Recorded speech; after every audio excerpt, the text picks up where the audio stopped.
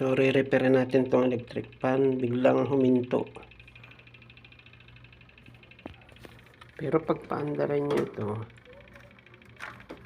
switch nyo na, naikot naman. Pero itong fan hindi naikot. Ito lang ang naikot. Ting, ting, ting. Pero ito hindi naikot.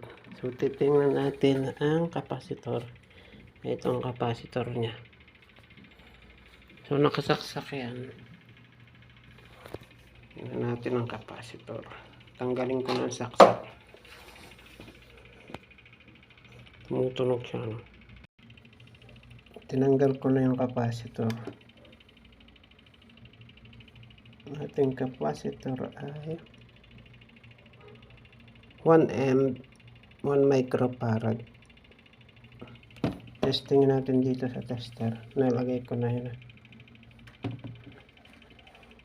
Microfarad. Kailangan meron siyang 1. Kailangan magkaroon siya ng reading. So pag hindi nagkaroon, testingin natin. Microfarad.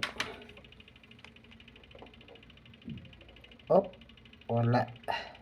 So balik rin natin. Yung pula dito natin lagay.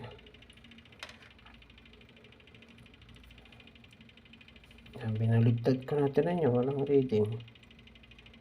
Ibig sabihin, sira ang kapasitor. Kaya biglang huminto ang pan.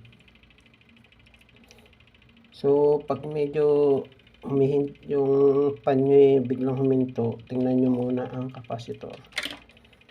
Laging titingnan nyo ay kapasitor. So, papalitan natin to. Pero bibili pa tayo ng ganito.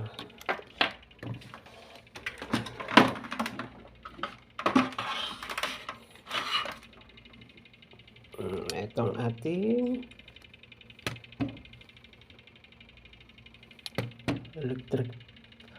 electric fan.